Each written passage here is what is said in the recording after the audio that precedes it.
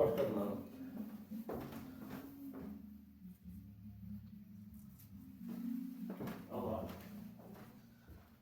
Vamos lá, meus amados da graça de Cristo. Vamos para mais uma ministração. Hoje está prometendo, né? E eu tô querendo. Então, meus amados, vamos para mais uma ministração que liberta, que cura, né? Nos engrandece, né? Espiritualmente. E como eu tenho muita coisa para ler, vamos dar início, né? O tema da nossa ministração é doutrinas de demônios nos templos evangélicos. É isso o tema. Se não der para você ficar na sala, você pode sair. Mas se tiver curiosidade para nós ler, né, acompanhar na leitura, você fica aí até o fim. E eu vou repetir: doutrinas de demônios nos templos evangélicos. E para isso eu vou pedir para você abrir a sua Bíblia em 2 Timóteo. Pedir também para você compartilhar esse vídeo nas suas redes sociais, dar um like nessa rede, no Facebook, se inscrever no meu canal lá no YouTube, Ed em Nova Aliança, que não te custa nada, mas você me incentiva a estar aqui, pondo a cara para bater com esses temas aqui que chamam muita atenção, né? Mas o tema, nós conseguimos explicar aqui, lendo, né? O problema do evangélico não é que ele não lê, ele não presta atenção no que está lendo, né? Não procura pesquisar, saber, né, das coisas, como era antigamente, né? Então vamos lá. 2 Timóteo, no capítulo 4, nós vamos ler o versículo do 1 ao 3, tá bem? Vamos iniciar. Conjuro-te perante Deus e Cristo Jesus, que há de julgar vivos e mortos. Muitos evangélicos, pastores, né? Eles aplicam esse versículo, eles lêem só o versículo 1, né? Para falar para a igreja que ela vai passar por julgamento, mas esquece da data que foi escrito, para quem Paulo está escrevendo, né? Eles esquecem desse detalhe aí, que faz toda a diferença, né? O tempo da escrita, Jesus não tinha voltado ainda. É isso aí que pega o crente. Então, para julgar vivos e mortos pela sua manifestação e pelo seu reino, que isso ocorreu no ano 70, né? Tem registros lá em Israel da volta de Jesus. Pela sua manifestação. 2, prega a palavra, insista, que seja oportuno ou que não. Corrige e repreende, exorta com toda longanimidade e doutrina. 3, pois haverá, não havia ainda. A palavra haverá é uma palavra futura. Para eles aqui, no ano, te digo já, né? No ano 67, para eles aqui, estava ainda no futuro. Para nós, está no pretérito passado. Então, haverá. Cadê? Nós paramos. Haverá tempo em que não suportarão a sã doutrina. A no singular, né? Não é as doutrinas. Não, você não pode trabalhar no sábado, você não pode comer carne de porco, não, a mulher não pode usar calça, a mulher não pode usar batom, não pode cortar cabelo, o homem não pode vestir camisa regata, o homem não pode ter bigode. Assim são as no plural. Mas a palavra está no singular. A doutrina. Não suportarão a sã doutrina, pelo contrário, cercar-se-ão de mestre segundo as suas próprias cobiças, como que sentindo coceira nos ouvidos, eu vou ler o 4, se recusarão a dar ouvidos à verdade, entregando-se a fábulas. Então, meus amados e minhas amadas, o Paulo, no ano 67, escrevendo a Timóteo, e dizendo que já como que fosse uma profecia, mas não era uma profecia porque Paulo não era um profeta, Paulo era um apóstolo, mas ele tinha visão das coisas, ele tinha visão do que estava acontecendo e do que as escrituras, que ele era mestre das escrituras, ele estudou com Gamaliel, então ele, conhecendo as escrituras e vendo o que estava acontecendo, ele falando para Timóteo, eu vou botar o versículo 3, pois haverá tempo em que não suportarão a sã doutrina, pelo contrário, cercar-se-ão de mestre, de pastor, meu profeta, meu sacerdote, tudo isso tem por aí.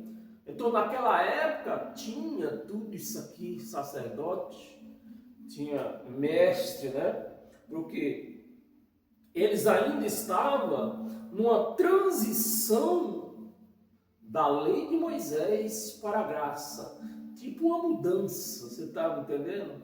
Você vai fazer uma mudança e põe as coisas no caminhão para mudar para outro local. Então, talvez o caminhão seja pequeno, não dê para levar tudo, vai ter que dar 2 viagens ou 2 caminhões. Então ele estava nessa transição da lei para a graça de Cristo. É isso que o povo não entende, dessa transição, dessa mudança. Porque a lei, em 67, a lei ainda estava de pé, o templo estava de pé, tinha sacerdote, se dava dízimo, se fazia voto, se fazia sacrifício. Mas Jesus volta no ano 70 e acaba com tudo, acaba com o templo, acaba com tudo, foi o fim de tudo. Aquilo que ele começou na cruz, ele terminou no ano 70. Então, a necessidade de a igreja entender isso aqui, e só pode entender quando se respeita a data da escrita com quem aquele escritor está falando. Amém, meus amados?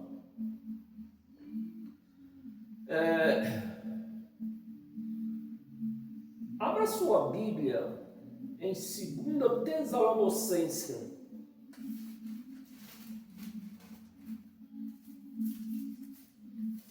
Nós temos muitas passagens hoje para ler.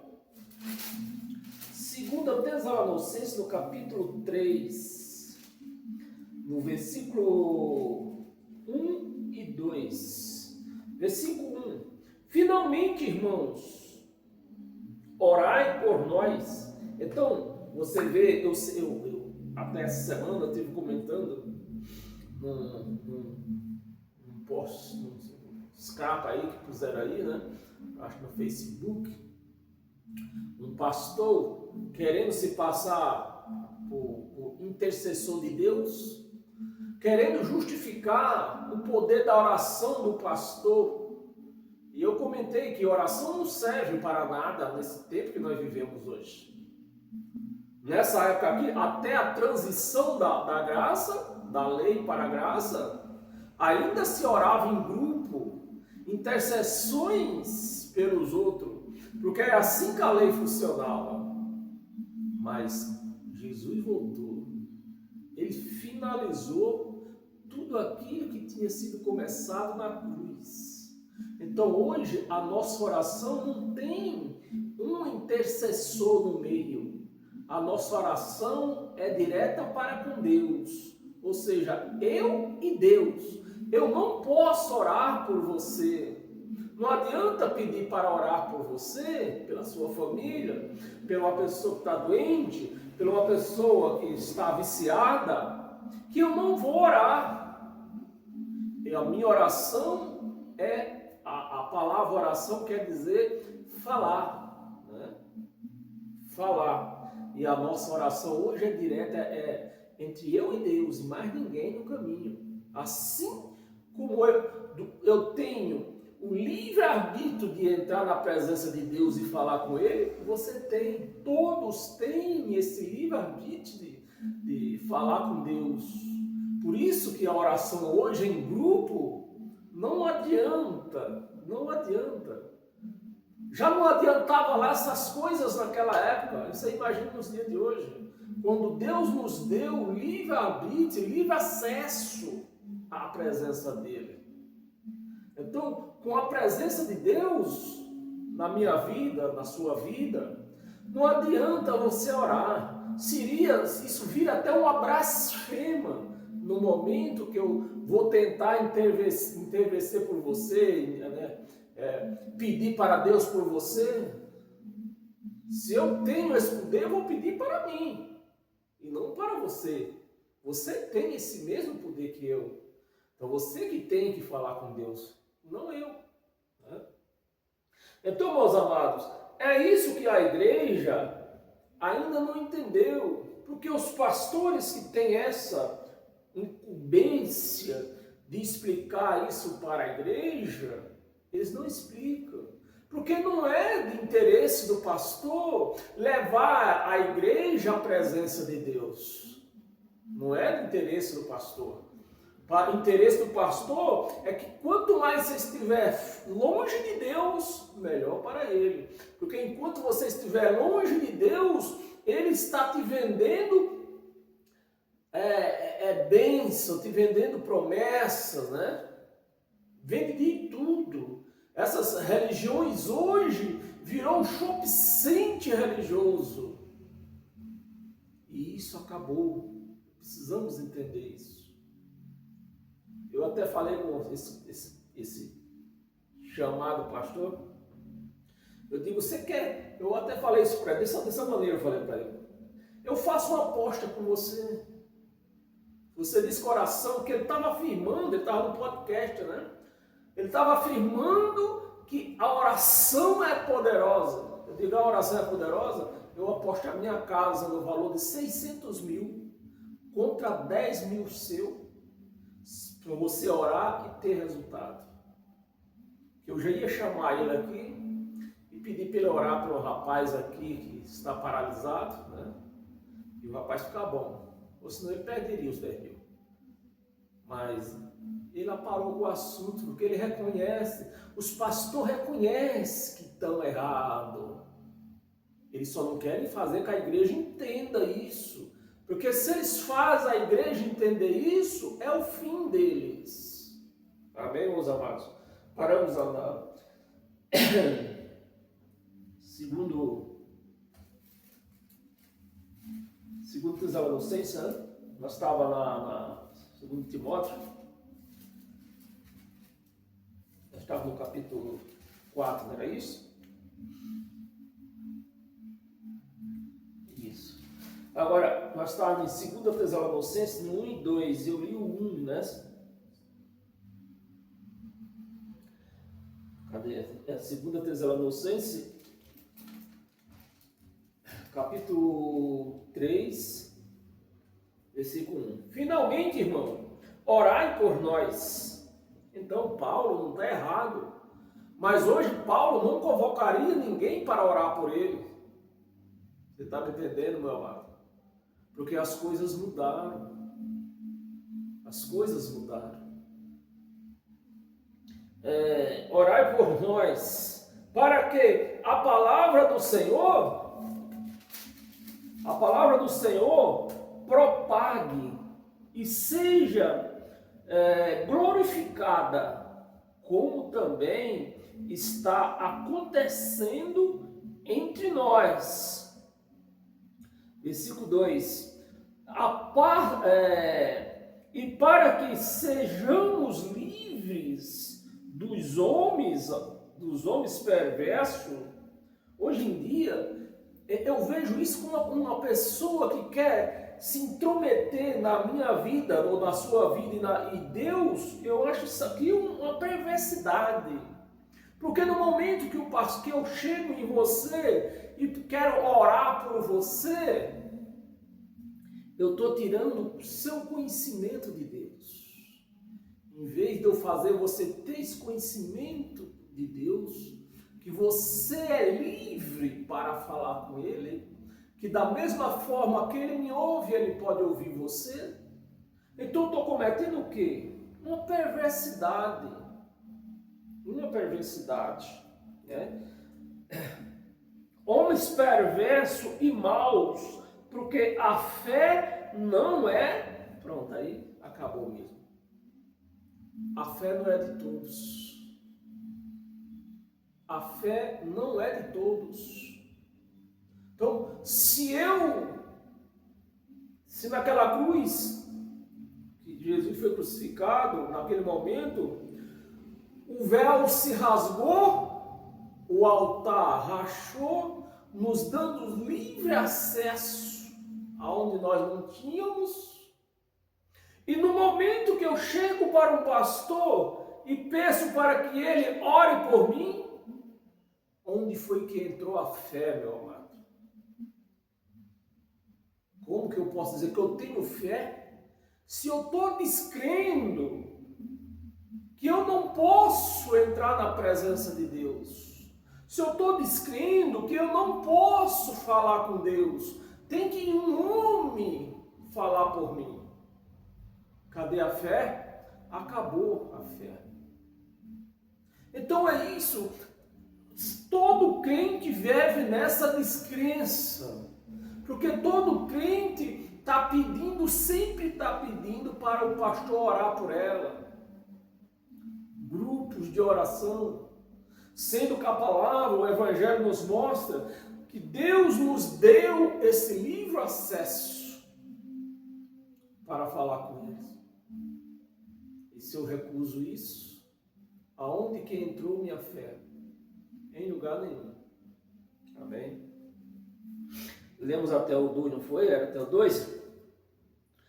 A fé não é de todos. Então a pessoa, ela de boca para fora, ela até professa ter fé. Não, eu tenho fé, mas com os seus atos, ela mostra que ela não tem fé. Ela professa que tem fé, mas vai pedir oração para o pastor. Não tem fé. Não tem fé. Porque se ela tivesse fé, ela acreditaria que ela tinha esse livre acesso ao Pai.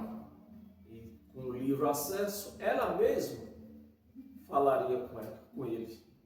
Mas não tem fé. E foi uma das coisas que Jesus deixou, né? Só com fé que pode agradar a Deus. Sem fé, não pode agradar a Deus. Amém, meus amados? Em 1 Timóteo, no capítulo 4, no versículo do 1 ao 3 também, 1 Timóteo, capítulo 4, versículo do 1 ao 3. Ora, O Espírito afirma expressamente que nos últimos tempos alguns se apostatarão da fé. Eu vou repetir. O Espírito afirma que nos últimos tempos, que eram os tempos que eles estavam vivendo, né? Afirma que expressamente que nos últimos tempos alguns apostatarão da fé por obedecerem o quê? A espíritos enganadores e a ensino de demônios. Eu gostaria que você, que ainda não tem esse entendimento do que é demônio,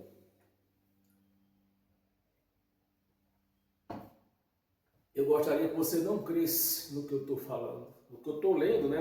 Nós estamos lendo aqui, nessa Bíblia que João Ferreira de Almeida escreveu.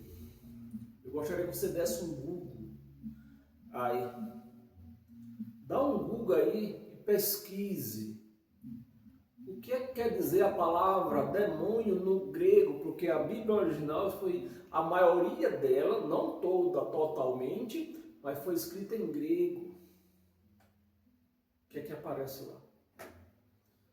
Um adjetivo, uma palavra contrário, uma pessoa que está contra, está com um assunto contrário. Não é um ser espiritual, não aparece, nunca vai aparecer lá como um ser espiritual. Porque se fosse um demônio, fosse um ser que na religião eles têm como um ser espiritual, se fosse um demônio era um ser espiritual, se existisse mesmo isso. Mas não existe. É uma força de expressão contrária. Isso é a palavra demônio. E Satanás também, que dá no mesmo, né? É só você dar um Google e pesquisar do grego e do hebraico. Vai dar no mesmo resultado. Uma força de expressão contrária. Então, é o que nós estamos vendo aqui. Se a igreja tivesse esse entendimento, ou acreditasse no evangelho do dono da igreja, que é Cristo, a igreja se salvaria das garras dos lobos. A igreja se livraria, quebrava essa algema que prende elas dentro de um local, dentro de um açarpão com placa de igreja. Mas a igreja não crê no evangelho de Cristo e muito menos em Cristo. E para falar a verdade mesmo, a igreja, as pessoas não estão dentro do local, a mais pura verdade, né? As pessoas não estão dentro de um local chamado igreja por amor a Deus ou por temor a Deus. Elas estão dentro de um local desse por temor de ir para o inferno, por temor de Satanás, que elas não sabem o que é Satanás, que é um adjetivo, uma força de expressão, né? Era uma linguagem judaica, uma linguagem judaica, não é uma linguagem nossa. Então, se a igreja entendesse isso, ela se libertava. Mas a igreja não se liberta, não crê em Deus, não crê em Cristo. A igreja não crê no pastor. A igreja não crê no que está escrito. Ela crê no pastor. Se o pastor falar que é certo, ela acredita.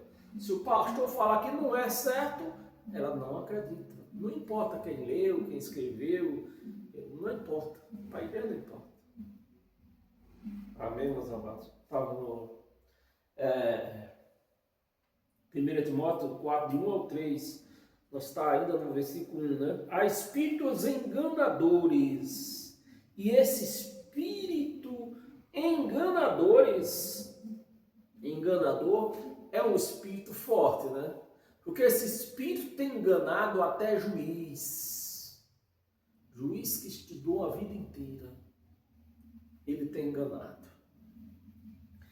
Espírito enganador. E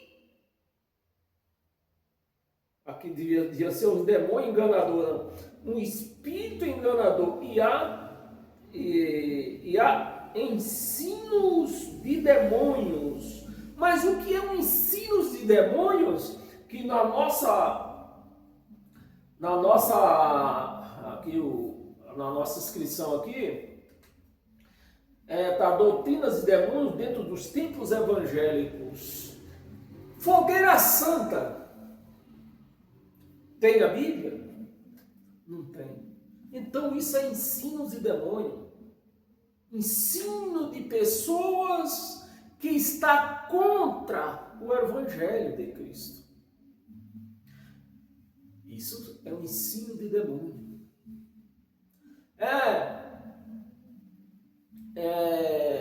Outra coisa, campanha, tem a Bíblia? Não tem. Então isso é um ensino de demônio que está contra o que o Evangelho está escrito no Evangelho. É um ensino de demônio. Não tem na Bíblia campanha. Se não tem campanha na Bíblia, é uma palavra que eles chamam de heresia, e heresia é um ensino de demônio. Amém, meus amados? É isso que a igreja precisa entender. E tudo isso aqui, eu estou falando só o básico. Eu não tenho tempo para me aprofundar e falar todos os ensinos de demônios. Usar roupa, a mulher proibida, onde é que está proibido? De mulher não pode usar calça comprida. Isso é um ensino de demônios. Onde é que está escrito que a mulher não pode cortar o cabelo? Isso é um ensino de demônios. E se nós for ficar aqui e listrar, nós vamos até de madrugada, só falando nesses ensinos de demônios que está em toda a igreja evangélica. Toda a igreja evangélica tem esses ensinos. Ensino que não é bíblico. Outro ensino de demônio. Tomar um copo d'água depois da oração. Bem, você está lendo seu copo d'água. Vamos orar. Agora beba água. Isso aí, é bíblico isso aqui? Não é. É ensino de demônio. É ensino de demônio. Que está dentro, né, do copo d'água, está dentro em quase todas as igrejas por aí. Leva o copo d'água para casa. Ensino de demônio. Leva caneta. Ensino de demônio. Leva tijolo da casa própria. Ensino de demônio. Carnezinho da televisão. Ensino de demônio. Mas o povo não quer saber disso, né? O que é ensino de demônio? Ensinos de demônio. 2. Pela hipocrisia dos que falam mentira. Fogueira Santa, pura mentira. Interver em oração a outra pessoa hoje é uma mentira. É uma mentira que no pacto de Cristo não tem isso aqui. No reino de Cristo não tem. Ele, nesse reino, ele nos deu direto acesso a ele. Então eu falar para você que eu vou orar por você, eu estou mentindo. Não vai adiantar nada. Não vai adiantar nada. Não vai adiantar nada. Hipocrisia dos que falam mentiras e que têm cauterizada a própria consciência. Então os pastores põe na consciência da igreja que ela precisa receber a oração do pastor, Ela precisa se batizar nas águas, que era coisa da antiga aliança. Ela tem que fazer jejum da antiga aliança. Deus nunca mandou ninguém fazer jejum. Ao contrário, falou que o jejum que ele reconhece é aquilo quando você ajuda uma pessoa, um necessitado. Esse é o jejum que Deus reconhece. Então, os pastores mandam a igreja tomar um copo d'água depois da oração. Ela com a igreja, com a mente cauterizada, vai fazer a oração. Ou vai beber o copo d'água depois da oração. Meus amados, é muita hipocrisia que tem dentro dessas religiões. São muitos os ensinos de demônios que nós vemos dentro dessas religiões. Pela hipocrisia que fala mentira, que tenha cauterizado a própria consciência. 3, que proíbe casamento. Olha, proíbe casamento. Aonde a Bíblia fala em proibir ou deixar de proibir casamento? Casamento é coisas de homem. É ensino de demônios. Exige abstinência de alimento. O que é abstinência de alimento? Um jejum. Você deixa de comer por certas horas. Então, a abstinência de alimento é jejum. Isso é o quê? O que a palavra está dizendo aqui é ensino de demônios. Isso é ensino de demônios que está em todas as igrejas por aí. Todas, dentro dessas igrejas por aí, todas elas têm esses ensinos de demônios. A abstinência de alimento que Deus criou para seres recebidos com ações de graça pelos fiéis. Deus criou. Quem foi que criou o porco? Quem foi? Deus criou. Porque o porco era sacrificado. Problema do homem, de quem sacrificava. Problema de quem sacrificava. E por quantos conhece plenamente a verdade. Então, eu não digo todos, mas a maioria dos pastores conhece essa verdade, que isso que nós acabamos de ler é ensinos de demônios que tem dentro dessas religiões por aí. Amém? E o Espírito aqui, eu estava olhando aqui, né? E o Espírito aqui, você vê que se fosse um Espírito mesmo, seria com E maiúsculo, mas o Espírito está aqui com E minúsculo. É coisa de demônio, coisa de homens. Olha lá em 2 de Pedro.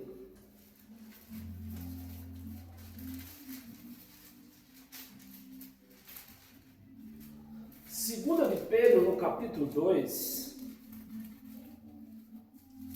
versículo do 1 ao 3. Versículo 1. Assim como no meio do povo surgiram. Então a palavra está no pretérito presente deles, não está no nosso pretérito presente, no nosso presente hoje.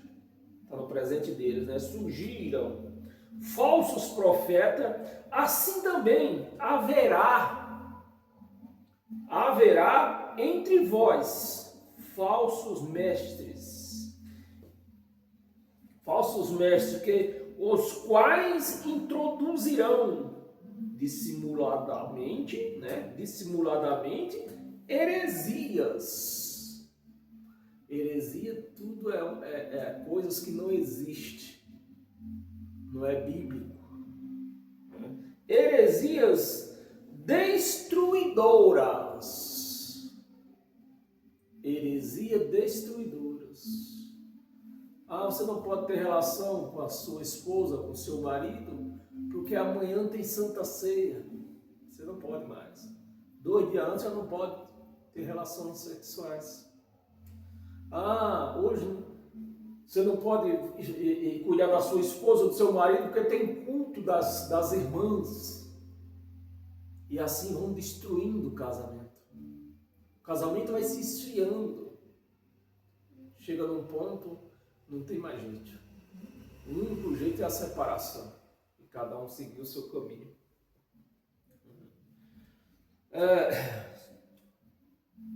Introduzindo dissimuladamente heresias destruidoras até o ponto de renegarem o soberano Senhor.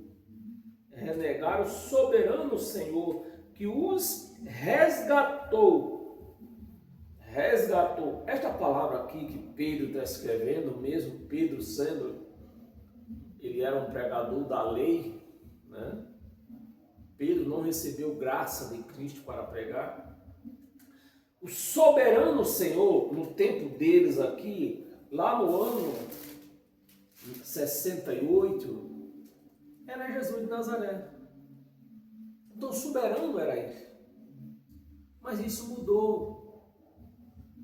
Depois que ele volta no ano 70, que realiza todas as coisas, o resto das coisas que tinha para se realizar, ele devolve o poder ao próprio Deus. Então hoje, Pedro com certeza não escreveria ao soberano empregando a palavra a Jesus de Nazaré. O soberano Senhor que os resgatou, né? Resgatou, trazendo sobre si mesmo, repetindo a destruição sobre si mesmo. O homem foi destruído na cruz, né? Repetindo a destruição. 2. E muitos seguirão as suas práticas libertinas, e por causa deles será infamado o caminho da verdade. Infamado o caminho da verdade. O evangelho de Cristo está infamado. Os pastores não pregam a verdade de Cristo. Prega a lei de Moisés. A lei de Moisés, no seu tempo, há 2000 anos atrás, era uma meia verdade. Não era uma verdade inteira, mas também não era uma mentira inteira. Mas com a volta de Jesus, com a morte na cruz e a volta dele, a lei de Moisés se tornou uma mentira. Então, pregar a mentira, a lei de Moisés hoje é mentira, é uma mentira. Prática, infamando o caminho da verdade. 3, também movidos por avareza, não é movido pelo Espírito Santo. Essa raça aí que prega a lei de Moisés, eles não estão movidos pelo Espírito Santo, estão movidos pela avareza. Farão o quê? Comércio de vós. É o que a igreja tem sido. A igreja tem sido o produto da empresa deles. Porque hoje, igreja é uma fábrica, é uma empresa, com seu CNPJ e tudo. Se tem CNPJ, é uma empresa. E a igreja, que são vidas, virou produto de venda, o produto de comercialização deles. E eles fazem isso na maior cara de pau, fazendo comércio das pessoas, né? Farão comércio de vós com palavra fictícia. E eu volto ao assunto. Fogueira santa é uma palavra fictícia, é uma mentira. Não tem na Bíblia, é mentira. Mas as pessoas acreditam. Acreditam porque a igreja não anda em busca de conhecimentos de Deus. A igreja, ela anda em busca de facilidade. Então a igreja sai da sua casa em busca de facilidade e encontra com os lobos. Palavra fictícia para eles, o juízo lavrado a longo tempo, né? O juízo lavrado a longo tempo, eu vou traduzir, aqui entra uma tradução. A escritura que foi lavrada a longo tempo, que foi pregada a longo tempo, não tardará. O que era que a escritura dizia? Prometia julgamento. Prometia julgamento. A longo tempo não tardará. E a sua destruição não dorme. Amém, meus amados? Versículo, nós estamos em 2 Pedro, né? Abra sua, volta em 1 Timóteo, no capítulo 6.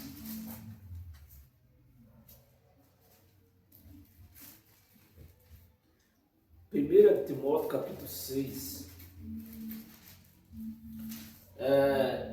6, do versículo 3 ao 5.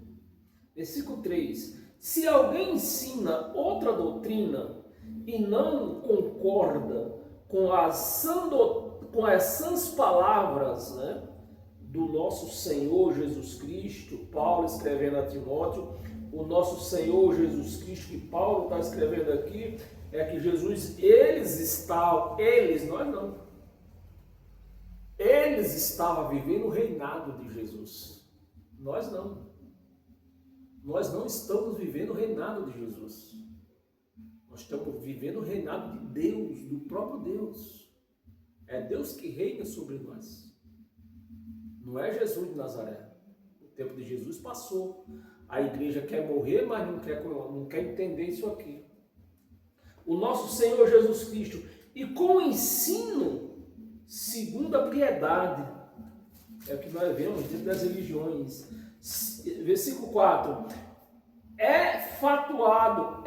Enfatuado, nada entende. Então, há pessoas que tudo que vai fazer hoje em nome de Jesus, vão orar por você, ora por mim, é uma pessoa que está enfatuada, nada entende do que está escrito. Nada entende. Nada entende, mas tem mania por questões e contendas de palavras, de que nascem inveja, provocação, difamações, suspeita maligna. 5, vamos ler até o 5. Altercações sem fim, né? Sem fim.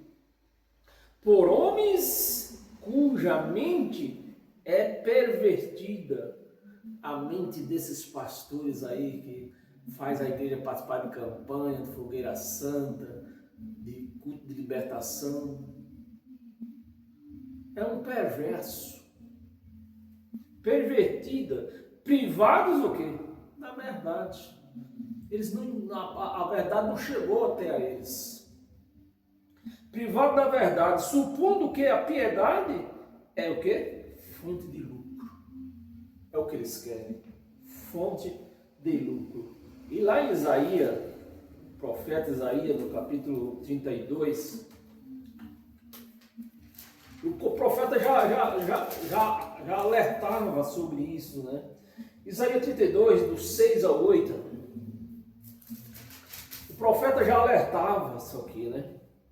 Porque o louco fala loucamente e o seu coração obra do que é iníquo para usar de impiedade.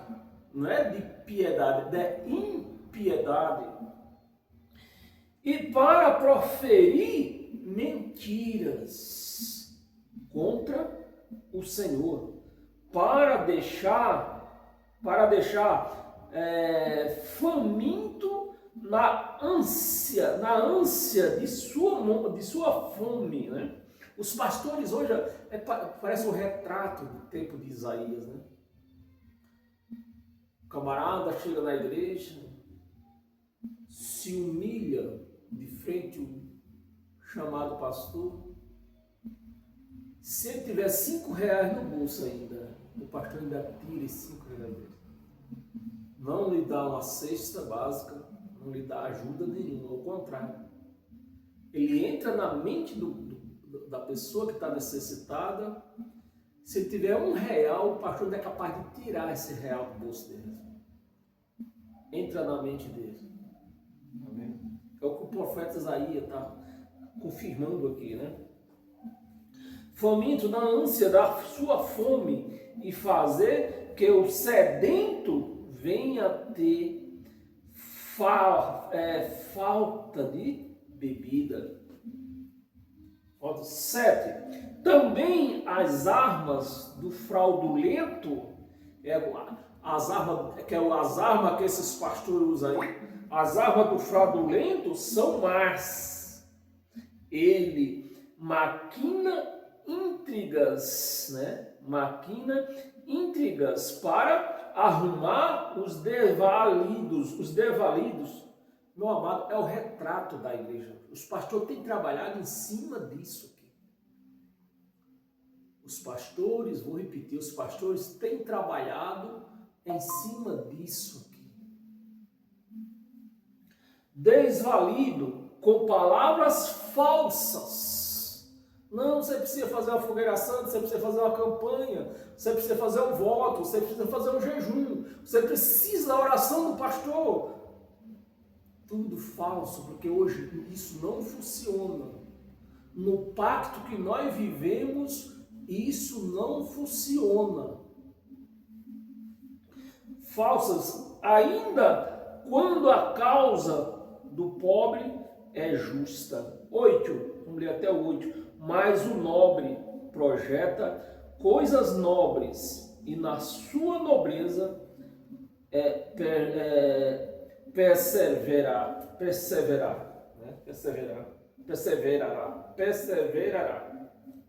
O nobre, os cães não.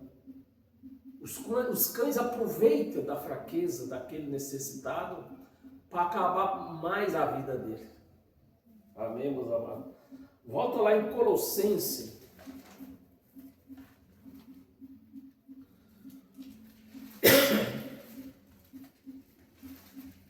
Colossenses no capítulo 2, no versículo 20, nós vamos ler até o 23.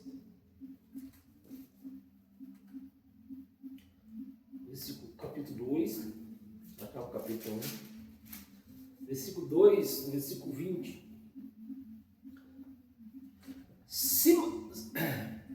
Se morreste com Cristo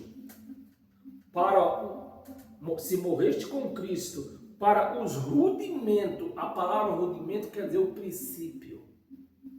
No princípio, se morresse com Cristo, para o princípio. O que é o princípio desse versículo aqui? Jesus de Nazaré andando pelos desertos, cumprindo a lei de Moisés. Mas Paulo está advertindo, se vocês morrestem com Cristo, vocês não vão praticar mais a lei de Moisés. Com os rudimentos do mundo, porque como se como se vivesse no mundo, vos sujeitarás, né, a ordenanças. 21, não manuseie isso, né? Preciso repetir, não coma carne de porco, não vista calça, não corte o cabelo, não use batom, não use brinco. Não manuseie isto, não proveis aquilo, não toques naquilo outro. 22, seguindo os preceitos e doutrinas de quem? De homens. Mas esses cães lê isso aqui e se passa por homem de Deus. A igreja, sem entender nada, acredita. Deixa de crer no que está escrito e acredita no que o pastor fala. São doutrinas dos homens, pois que todas estas coisas, com o uso, se destroem. 23. Tais coisas, com efeito, têm aparência de sabedoria, como culto de si mesmo, né? É os cultos que eles fazem. Culto deles mesmos. Deus não está nesse negócio, porque está escrito lá, acho que é em Atos dos Apóstolos, né? Que Deus não vive em templo, Deus não está em templos feitos por mão de homens, mas Ele está em nós, em mim, em você, em todos nós que cremos, que temos fé. Culto de si mesmo e de falsa humildade e de rigor ascético, todavia não tem valor algum contra a sensualidade. Não tem valor algum essas coisas que eles praticam dentro das chamadas igrejas. Hebreus, capítulo 11. Hebreus, capítulo 11, de 1 ao 6. Ora, a fé é a certeza de coisas que se esperam, a convicção de fato que não se vê. Se eu vou participar de uma campanha, eu pego o envelope, eu estou vendo ali. Eu tô vendo o dinheiro que eu estou colocando ali. Então isso não é fé. Isso não é fé. Coisas que não veem, pois pela fé os antigos obtiveram testemunhos. Pela fé entendemos que foi um universo formado pela palavra de Deus, de maneira que o visível veio a existir, né? Veio a existir das coisas que não aparecem. 4. Versículo 4. Pela fé, Abel ofereceu a Deus mais excelente sacrifício do que Caim, pelo qual obteve testemunho de ter sido justo, tendo a aprovação de Deus quanto às suas ofertas, por meio dela. Também, o mesmo depois de morto, ainda fala. Depois de morto, ainda fala. 5, vamos ler até o 5, até o 6, né? Estamos em Hebreus, até o 6. 5, pela fé, Enoque foi transladado. Na igreja diz que ele foi, como é que chama a palavra? Aqui está dizendo que foi transladado. A palavra transladado é tirado na igreja chama arrebatado. Aqui está dizendo transladado. A palavra transladado é tirado de um lugar, de uma cidade e colocada em outro local. Não é arrebatado. Transladado para não ver a morte, porque alguém queria matá-lo. Ele já pregava sobre o dilúvio, né? E alguém queria matá-lo. Para não ver a morte. Não foi achado, porque Deus os transladaram. Tirou daquela cidade onde ele estava sendo perseguido, colocou em outra cidade. Transladado para não ver a morte. Não foi achado que Deus o transladaram, pois antes da sua transladação obteve testemunho de haver agradado a Deus. 6. De fato, sem fé é impossível agradar a Deus. Sem fé é impossível. A igreja não tem fé. A igreja crê em coisas que os olhos veem. É impossível agradar a Deus, porquanto é necessário que aquele que se aproxima de Deus creia que Ele existe e que se torna galardoador dos que o buscam. Galardoador dos que o buscam, ou seja, Deus busca. Não é eu que busco a Deus. Ele se tornou galardoador de mim porque Ele me buscou. Ele me buscou. Eu recebi o galardão porque Ele me buscou. Eu não recebi o galardão de receber essa graça de Cristo porque eu fui buscar. Ele me buscou. Ele que imprimiu essa graça na minha mente e no meu coração. Vamos ler o 7. O que eu busco. Eu vou ler o 7. Pela fé, Noé é devidamente instruído acerca de acontecimentos que ainda não se via, e sendo temente a Deus, aparelhou uma arca para a salvação de sua família. Salvação aqui, você vê que a salvação aqui não está na terminologia ir para o céu, é de morrer, afogados, né? A salvação em sua casa, pela qual condenou o mundo e se tornou herdeiro da justiça que vem da fé. Amém, meus amados? Jó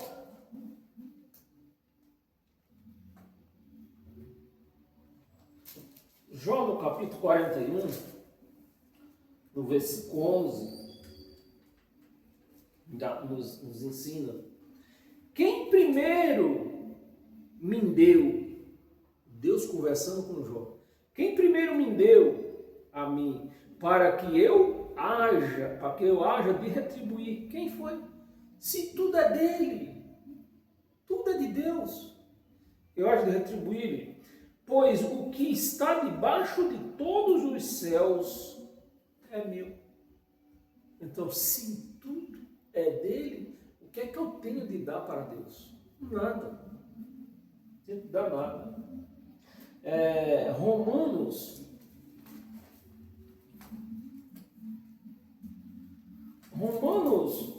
no capítulo 1, versículo 16 e 17.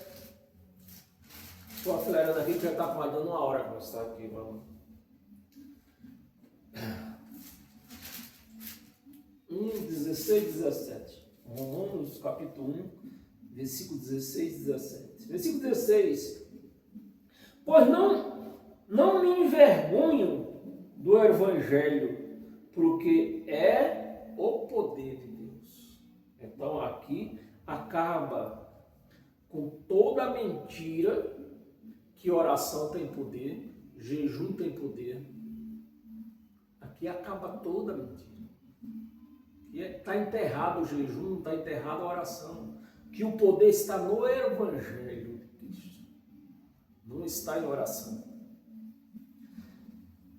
Porque o poder de Deus para a salvação de todo aquele que crê, mas isso precisa crer. O poder está aqui, mas precisa crer. A igreja não crê. Daqueles que crê primeiro dos judeus, né? E também do grego.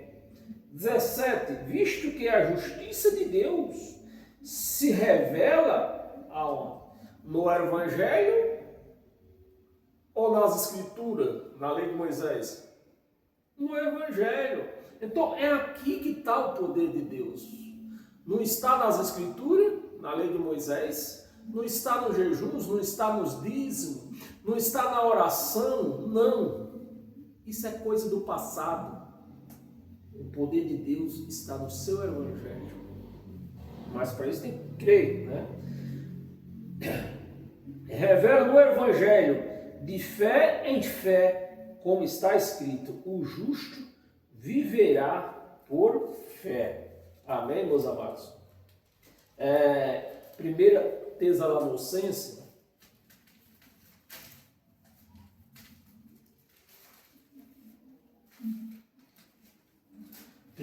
Tessalonicenses, no capítulo 2, versículo 13. Ora, razão ainda que temos nós para incessantemente dar graças a Deus, é que, tendo vós recebido a palavra, né, que de nós ouviste, que é de Deus, escolheste não como palavra de homens, e sim como verdade.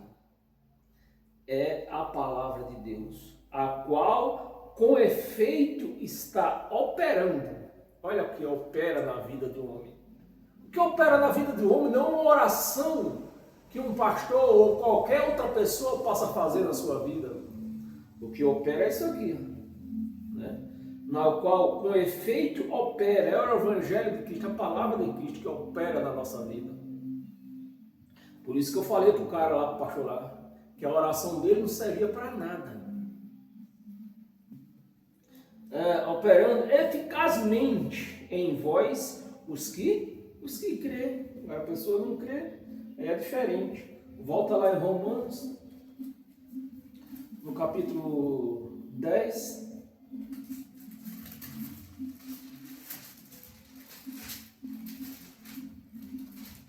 Romanos, no capítulo 10, no versículo 16, 17. 16. Mas nem todos obedecem, é lógico, nem todos obedecem. A igreja evangélica não obedece ao Evangelho de Cristo. Nem todos obedecem ao Evangelho, pois Isaías diz, Senhor, quem acreditou na nossa pregação? Foi a pergunta que Isaías fez a Deus. 17. E assim a fé vem pela pregação, não é por jejum, não é por oração, pela pregação, e a pregação pela palavra de Cristo, não é de Moisés. Amém, meus amados? Você crê nesta palavra de Cristo? Temos mais duas passagens aqui, Hebreus, não, 3. A próxima é Hebreus capítulo 4.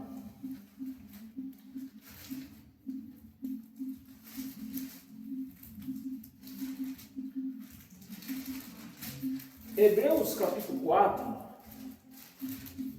no versículo 1 e 2. Temamos, portanto, que, sendo-nos deixada a promessa de entrar no descanso de Deus, suceda parecer que algum de vós tenha falhado. As pessoas não creem no Evangelho, ora, não acontece, porque se a oração dessa raça aí adiantasse alguma coisa, amanhecia o dia, todo mundo corria para os hospitais, cada um para um hospital, cada pastor ia para um hospital, orar pelos doentes lá que necessitam de oração. Eles vão lá? Não vão, porque lá eles vão passar vergonha. Eles vão orar, ordenar que a doença saia e a doença não vai sair. Até mesmo porque muitos daqueles que estão lá estão por disciplina de Deus.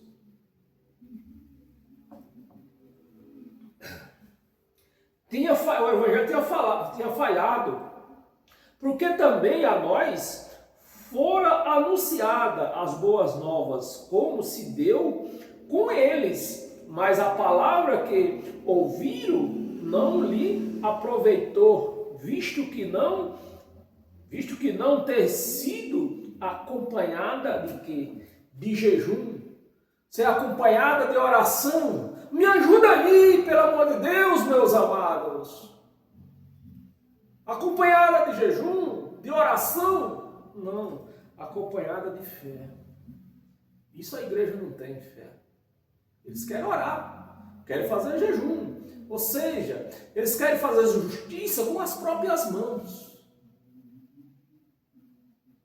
Acompanhada pela fé naqueles que ouviram. Amém? Versículo. Cadê? Estamos em Hebreus, né? Capítulo 4. Temos alguma coisa?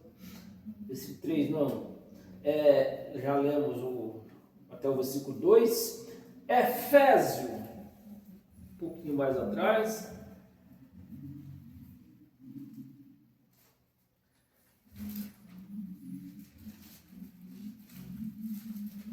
Efésios, no capítulo 3, no versículo 20.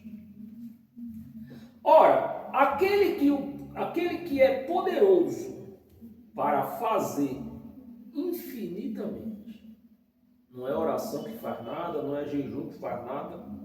é aquele que é poderoso para fazer infinitamente mais do que tudo quanto pedimos ou pensamos, conforme o seu poder que opera o quê? Em nós. Se o poder dele opera em mim, opera em você, você precisa de jejum, você precisa de oração forte, você precisa de um Deus forte que já está na tua vida. Amém, meus amados? E para nós encerrar, em Hebreus, no capítulo 10, para nós encerrar hoje com todas as sortes de bênçãos, Hebreus 10, do versículo 19 ao 23.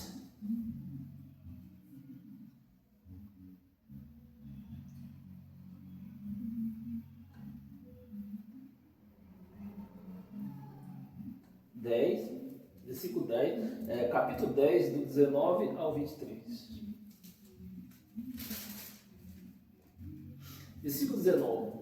Tendo, pois, irmãos, intrepidez, isso é fé, intrepidez para entrar no santo dos santos, o qual nos foi dado acesso. Então não preciso de que ninguém ore por mim. No santo dos santos, por quê? Pelo sangue, não é pela oração, não é pelo jejum, não é por dízimo, é pelo sangue, pelo novo e vivo caminho. Se é pelo um caminho novo, o que eu vou buscar lá no velho caminho? Pelo novo e vivo caminho, que ele, Jesus, ele nos consagrou pelo véu, isso é, pela sua carne, na cruz. Consagrou na cruz pela sua carne. 21.